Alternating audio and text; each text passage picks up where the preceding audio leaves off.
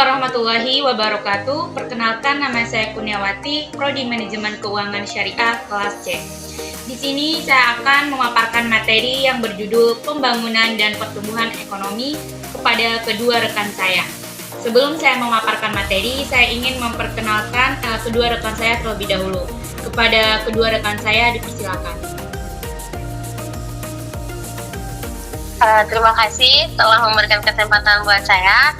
Perkenalkan, nama saya Eka Gustina Wadani dari Prodi Perbankan Syariah, sepupu dari saudara Kurniawati. Terima kasih. Selanjutnya, dan saya Hairul Bahria, sepupu dari Kurniawati. Oke, selanjutnya mari kita langsung saja masuk ke materi. Sebelumnya saya akan menjelaskan terlebih dahulu mengenai apa itu pembangunan ekonomi dan pertumbuhan ekonomi. Jadi, pembangunan ekonomi adalah proses peningkatan total pendapatan suatu negara dengan memperhatikan pertumbuhan penduduk, perubahan mendasar dalam struktur perekonomian, dan pemerataan pendapatan. Kemudian pertumbuhan ekonomi. Pertumbuhan ekonomi menurut Sukarno pada tahun 2012 merupakan perkembangan kegiatan dalam perekonomian yang menyebabkan barang yang diproduksi dalam masyarakat meningkat. Kemudian selanjutnya yaitu konsep pemikiran ekonomi menurut beberapa tokoh. Di sini ada tiga tokoh yaitu Adam Smith, kemudian North, dan Sen. Jadi yang pertama yaitu Adam Smith.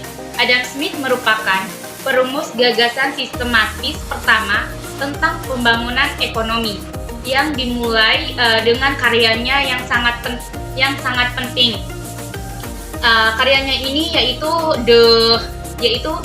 The Theory of Moral Sometimes pada tahun 1759.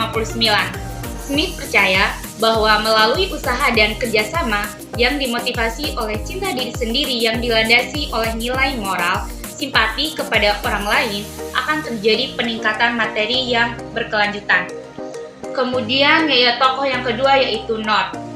North berpendapat bahwa kerangka kerja kelembagaan ekonomi yang berkinerja buruk tidak memberikan struktur insentif yang tepat untuk kegiatan yang dapat meningkatkan produktivitas karena adanya kepentingan pribadi yang menolak perubahan dan karena pasar faktor dan produk tidak efektif dalam menetapkan harga yang tetap secara relatif. Kemudian tokoh yang ketiga yaitu Sen. Sen, Mahabub ul Haq, dan Amartya Sen. Mereka berpendapat tentang definisi pembangunan ekonomi yang populer dan cara untuk mencapainya, yaitu bahwa pembangunan lebih dari sekedar peningkatan pendapatan per kapita dan transformasi struktural sederhana. Jadi konsep pembangunan ekonomi telah berkembang dari kepedulian terhadap tatanan sosial, peran masyarakat, sipil, budaya, dan negara menjadi pembangunan sebagai kesejahteraan material dengan mempertimbangkan etika, kebebasan, pengembangan diri, kesetaraan, pendapatan, pelestarian lingkungan, dan keberlanjutan. Kemudian selanjutnya poin yang ketiga yaitu konsep pembangunan dalam Islam. Di sini ada 3 poin. Yang pertama yaitu pembangunan diri individu, yang kedua yaitu pembangunan fisik bumi, yang ketiga yaitu pembangunan kolektivitas manusia. Pembangunan diri individu yang menunjukkan proses dinamis pertumbuhan manusia menuju kesempurnaan. Kemudian pembangunan fisik bumi yaitu menentukan pemanfaatan sumber daya alam untuk mengembangkan bumi guna memenuhi kebutuhan material individu dan seluruh umat manusia. Kemudian yang ketiga yaitu pembangunan kolektivitas manusia yang mencakup kemajuan kolektivitas manusia menuju integrasi dan persatuan penuh. Kemudian poin yang keempat yaitu definisi pertumbuhan ekonomi dalam Islam.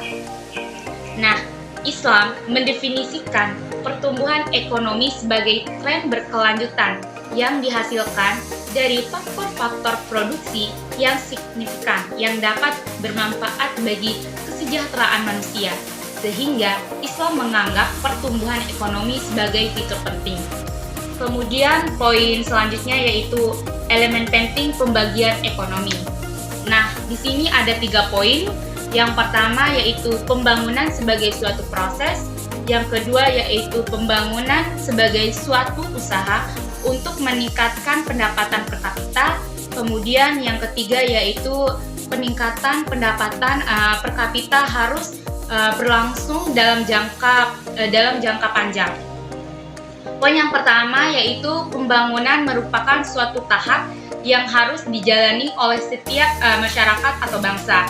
Poin yang kedua di sini itu mencakup sebagai suatu usaha pembangunan merupakan tindakan aktif yang harus dilakukan oleh suatu negara dalam rangka meningkatkan pendapatan per kapita.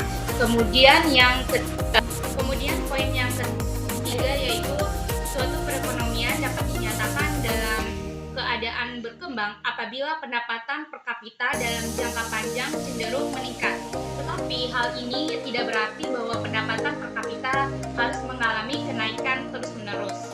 Kemudian selanjutnya yaitu komponen peningkatan pertumbuhan ekonomi. Di sini juga ada 3 poin. Yang pertama yaitu peningkatan produksi negara, kemudian yang kedua yaitu kemajuan ekologi untuk meningkatkan produktivitas, kemudian yang ketiga yaitu penyesuaian ideologi yang terbuka menerima teknologi baru. Selanjutnya yaitu inklusi keuangan menurut perspektif Islam.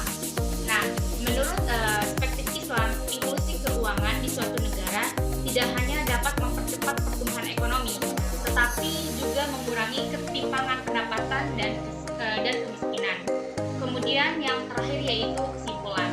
Di sini saya akan menyimpulkan bahwa pembangunan dan pertumbuhan ekonomi dalam Islam lebih fokus pada pencapaian keseimbangan antara kepentingan material dan spiritual, serta antara kepentingan individu dan masyarakat. Dengan mengikuti aturan-aturan yang telah ditetapkan oleh syariat, tujuan utamanya adalah menciptakan masyarakat yang adil, makmur, dan sejahtera, di mana setiap individu memiliki kesempatan untuk berkembang. Nah, mungkin sekian dulu presentasi atau pemaparan materi dari saya. Jika ada yang ingin dipertanyakan, silakan.